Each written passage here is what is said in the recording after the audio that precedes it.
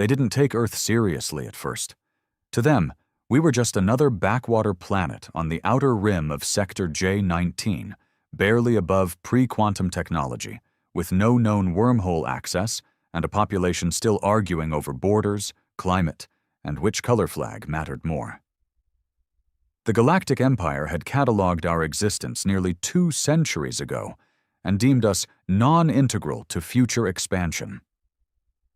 But that was before the Lunaris incident, before the message, before Earth decided to stand up and tell the universe, no more. It started with a single event, a diplomatic accident, they claimed. An Empire scouting ship, the Jakaran Dawn, dropped out of hyperspace just outside Pluto's orbit, violating the planetary quarantine protocols that Earth had quietly enacted a year earlier.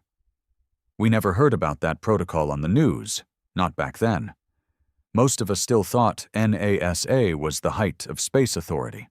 What we didn't know was that after the incident in 2083, the so-called Mars silence, where our first Martian outpost went dark, Earth had quietly ramped up its defense capabilities in space, diverting resources into a shadow program called Project Aegis.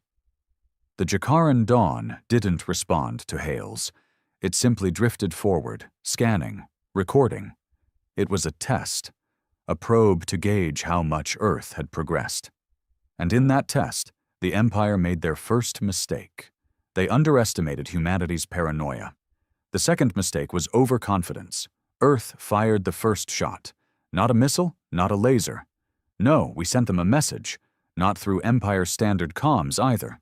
We hijacked their broadcast network, forced every Imperial relay between here and the Orion Nexus to carry one singular looping phrase in over 400 languages. This territory is now closed to all non-Terran entities. Any violation will be treated as an act of war. It shocked them. The Empire wasn't used to being spoken to like that, especially not by what they still considered a juvenile species. The third mistake? They sent a diplomatic envoy with an escort of warships. On the morning of May 4th, 2091, a fleet of 27 Empire vessels entered our solar system under the pretense of establishing dialogue. The world didn't even know. The average person was sipping their morning coffee, doom-scrolling through news feeds, unaware that interstellar war was one hair trigger away. But the people in charge, the ones running Project Aegis, were ready. They didn't launch ships. They activated the net. No one really knew what it was at the time. It had been in development since 2059, a collaboration between rogue physicists, exiled AI engineers, and an underground alliance of nations tired of being sidelined by peacekeeping bureaucracy. The net wasn't just a shield. It was a statement. As the Empire's fleet reached within striking distance of Earth's moon, every ship in their armada lost power. Lights flickered, engines died, weapons systems went offline, a total blackout. In the dead silence of space, they floated helplessly, trapped like insects in amber. And then came the second message. You have violated Terran space. You will now return and inform your masters. Earth is no longer your frontier. Earth is sovereign. Earth is armed. Earth is awake. The message wasn't sent from the United Nations. It wasn't signed by a president or prime minister. It was signed simply, humanity. For the first time in galactic memory, the Empire turned back. But the story doesn't end there. It never does. That was just the first move in a long, dangerous game. And Earth had more cards up its sleeve than anyone could have guessed. The silence after the retreat was louder than any war cry. In the weeks that followed the Empire's humiliating withdrawal from Terran space, the galaxy held its breath. The Empire, a millennia-old hegemon that had crushed hundreds of civilizations into submission, had turned around at the doorstep of an insignificant dirt world without firing a single shot. And Earth, that same ignored backwater, had made a statement so bold, so absolute, that it forced the galactic order to question what it had just witnessed.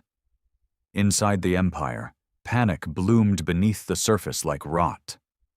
On the exterior, their officials scoffed, dismissed the incident as a temporary power malfunction.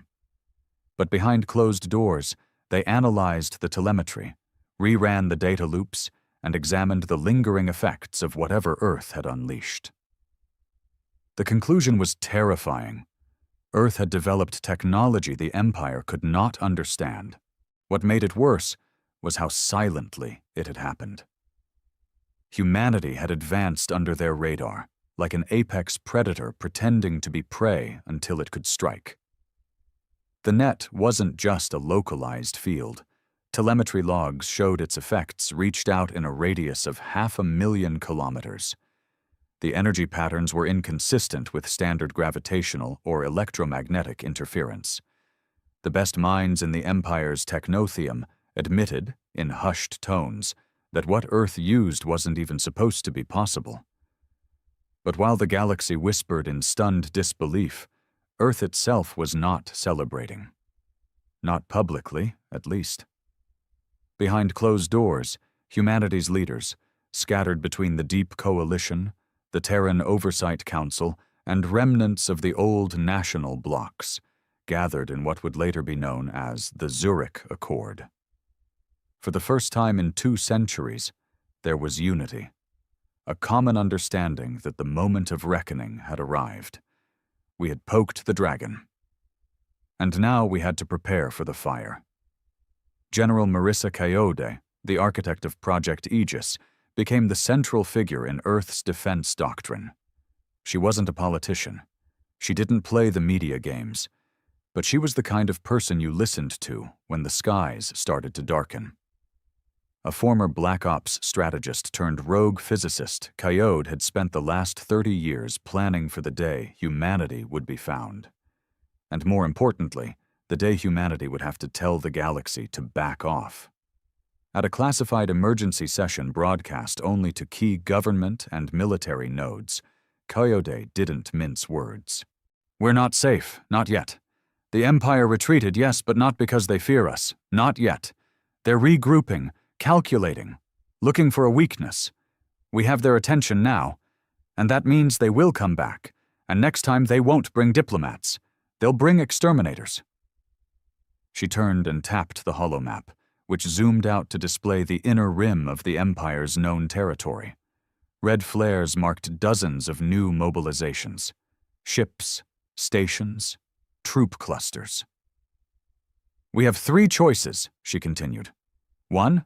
Submit. Beg for mercy. 2. Run. Hide in our solar system and wait to be burned. Or 3. Fight. Not just defend. We fight smart. We fight loud. And most of all, we fight in a way that makes them question whether it's worth it. The Zurich Accord voted unanimously. Option 3.